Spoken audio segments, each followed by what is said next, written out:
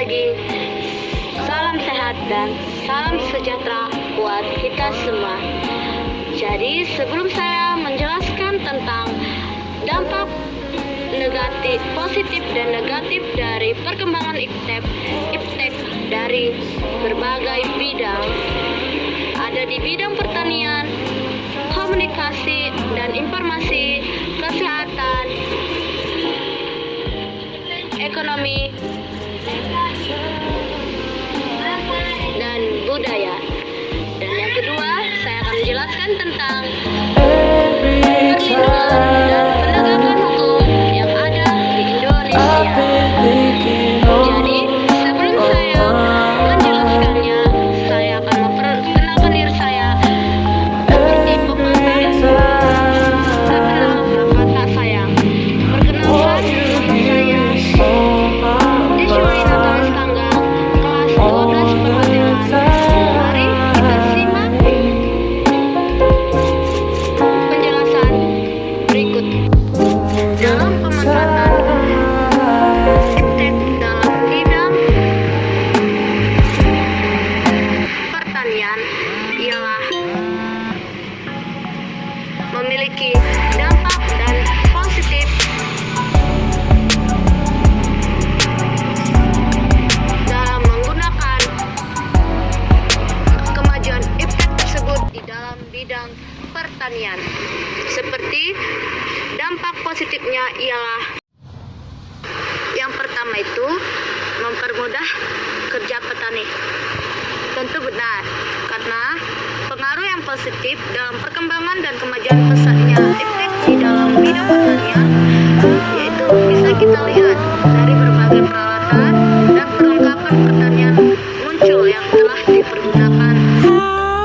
Dampak atau pengaruh negatif iptek di bidang pertanian, yang pertama akan berkurangnya jumlah tenaga petani yang bekerja. Tentu jelas, salah satunya dampak negatif yang muncul akibat penggunaan mesin untuk percepatan proses pertanian adalah berkurang atau semakin sedikitnya keterlibatan tenaga petani untuk bekerja.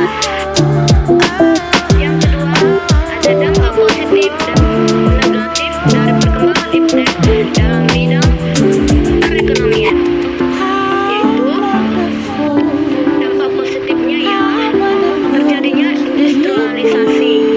Yang kedua, produktivitas dunia industri semakin meningkat. Dampak buruk atau negatif terhadap kemajuan bidang ekonomi ialah yang pertama, tentu akan ada aksi tipu dan menipu yang dilakukan secara online kepada konsumen saat jual beli ataupun dalam transaksi, di mana hal ini akan memberikan kerugian tersendiri bagi setiap pihak yang bersangkutan. Misalnya, teman-teman melihat dalam arisan online yang bodong, penipuan investasi online, dan masih banyak lagi kasus yang merugikan banyak orang dalam ekonomi yang sering terjadi di masyarakat. Dampak positif dan negatif perkembangan iptek dalam bidang informasi dan komunikasi. Dampak positif dari bidang informasi dan komunikasi. Yang pertama, mempermudah komunikasi masyarakat dari satu tempat ke tempat lainnya. Yang kedua, meningkatkan potensi daerah untuk menjadi solusi bagi masalah Anda. Yang menjadi dampak negatif dari komunikasi dan informasi ialah yang pertama, individu menjadi malas untuk bersosialisasi secara fisik. Kedua, meningkatnya penipuan dan kejahatan cyber. Next, dampak positif perkembangan iptek di bidang sosial budaya ialah yang pertama, penggunaan pengiriman surat atau melakukan komunikasi kini telah digantikan dengan adanya telepon atau handphone yang sering kita gunakan dapat memudahkan masyarakat untuk komunikasi secara cepat dan mempunyai biaya yang tidak mahal untuk mereka berkomunikasi dengan semua orang. Kedua, munculnya internet dengan menguntungkan semua. Ketiga, meningkatkan potensi daerah.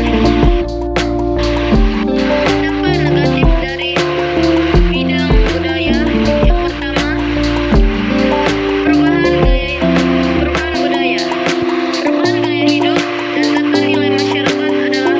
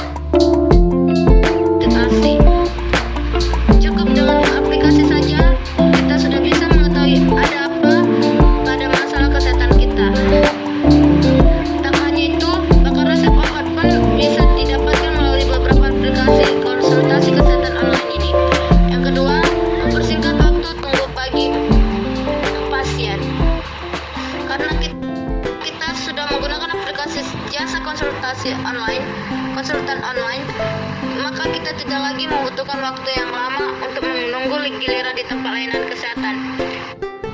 Tetapi juga menguntungkan para penyedia layanan kesehatan. Dengan adanya kemajuan teknologi, mereka lebih mudah menyimpan data pasien dan tidak khawatir data akan hilang, misalnya melalui rekam medis. Dampak negatif dari bidang kesehatan. Tak hanya berdampak positif, ternyata perkembangan iptek juga memberikan pengaruh negatif dalam dunia kesehatan. Apa saja itu? Berikut uraiannya. Pertama, maraknya penyakit kanker.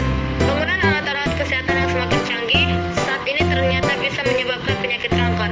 Pasalnya, dari penggunaan alat kesehatan ini mengandung zat radioaktif yang kemudian mampu menumbuh kembangkan sel kanker dalam tubuh. Dan selanjutnya, penegakan dan perlindungan hukum yang ada di Indonesia. Perlindungan dan penegakan hukum di Indonesia ditunjukkan untuk menjaga dan mengawasi hukum berjalan dengan efektif. Salah satu upayanya adalah dengan pembentukan lembaga peradilan sebagai sarana bagi masyarakat dalam mencari keadilan dan mendapat perlakuan yang sama yang semestinya di hadapan hukum. Lantas, sebetulnya bagaimana wujud konkret praktik perlindungan dan penegakan hukum di Indonesia? Berikut adalah berbagai pemaparan yang akan membahasnya, mulai dari hakikat perlindungan dan penegakan hukum itu terlebih dahulu.